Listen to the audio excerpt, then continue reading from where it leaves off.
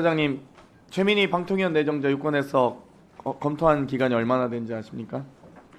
한 7개월 정도. 네, 약 7개월 225일이더라고요. 네. 유권해서 결과 나왔습니까? 유권에서 결과는 없습니다. 철회했기 때문에 저희가 해석을 내지 않았습니다. 보통 평균적으로 지금 법제처 법령 해석 기간 보니까 회신 기간이 보통 2021년 37.9일, 2023년 39.6일, 2024년 39일이더라고요. 이 사안만 이렇게 어려운 유권 해석 심의가 어려웠습니까? 검토하시는데? 어려웠습니다. 그런가요? 왜요? 아까 어떤 그 부분이? 부분에 대해서 아까 말씀드렸는데요. 그게 지금 이게 225일 걸릴 만한 사안이라고요? 방통위가 법제처에 요청한 유권 해석 내용은 딱 한 줄이었습니다. 한국정보산업연합회 상금 부회장직을 역임한 자의 경우 방통위 설치법 제10조 1항 2호에 결격사유에 해당하는지 이 한 줄을 해석하는데 225일이 걸린다고요? 그렇습니다.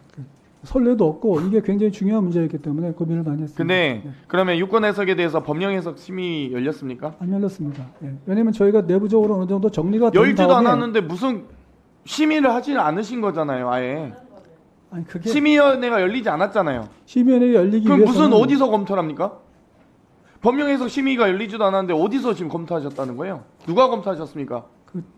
저희가 내부적으로 처장님이 검토를 혼자 개인적으로 한 겁니까? 아니죠. 저희 그 해석국에 있는 실무자하고 제가 같이 검토를 하는 거죠. 검토해서 저희가 어느 정도 결론이 나름대로 이게 뭐 갑설을설해가지고 검토라는 명분으로 네? 붙잡고 계신 거죠. 심의 개최도 하지 않고 심의 안건으로라도 올리셨어야죠. 논의를 왜 처장님 혼자서 합니까? 225일이나 걸려서 심의위원회는 이건 저희가 의도적으로 내부적으로 정리가 심의를 된다는 방해하는 의미거든요. 겁니다, 처장님이. 그렇지 않습니까? 그러면 국회가 선출한 방통위원회에 대해서 이 국회 의결을 추천한 에 대해서 결격 사유를 법제처가 그럼 해석하는 건 가능한 일입니까? 가능합니다. 왜냐하면 저희가 법제처의 해석은 정부의 집행을 통일하기 위한 것이거든요. 사실상 국회의 입법권을 법제처장이 마비시킨 겁니다. 국회 추천직을 왜 법제처장이 가타부타합니까?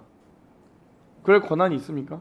그러니까 정부의 그 집행을 통일하기 위한 법 해석을 하는 거지 않습니까? 그래서 대통령께서 이 사람을 임명할 것인지를 결정해야 되지 않습니까? 그런 법률, 이게 바로 정부가 법률을 집행하는 거니까요. 정부 법률의 집행을 위해서 법제처가 유권 해석을 최종적으로 할 수 있는 권한이 있기 때문에 그렇습니다. 법제처의 법제 업무 운영 규정 제26조 아시죠? 무슨 아십시오? 행정 관계 법령에 대한 해석을 한다. 그렇습니다. 헌법기관이 소관하는 법령에 대한 해석권도 있습니까? 법제처가? 헌법기관에 대한 헌법에 대해서는 저희가 해석하지 않습니다. 그렇죠. 국회 추천도 헌법기관에 소관하는 이 권한 아닙니까? 근데 왜 법제처가 마음대로 이 직무규정에도 없는 내용을 해석하고 마음대로 의사진행을 막고 합니까?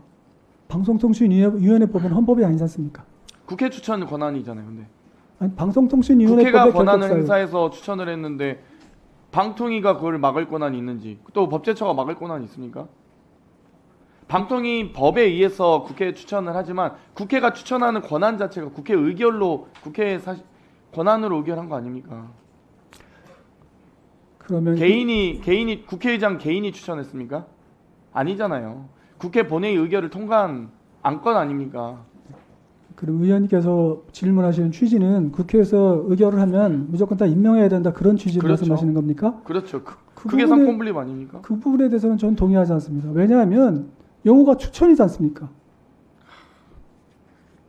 국회가 본회의 의결로 추천을 했는데 그럼 그걸 대통령이 하기 싫다고 막거나 아니, 법제처가 유권 해석을 마음대로 해가지고 국회 추천 권한을 제한할 수 있습니까?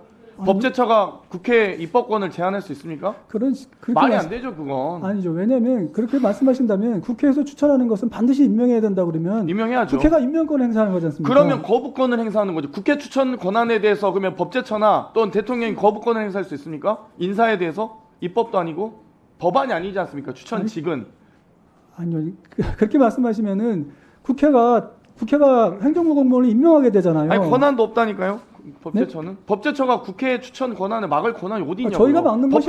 저희가 막는 것이 아니고 대통령의 임명권 행사를 보좌하는 거 아닙니까? 대통령도 임명 권한을 거부할 수 있는 권한이 없잖아요. 국회 추천에 대해서 왜 대통령이 거부권 행사합니까?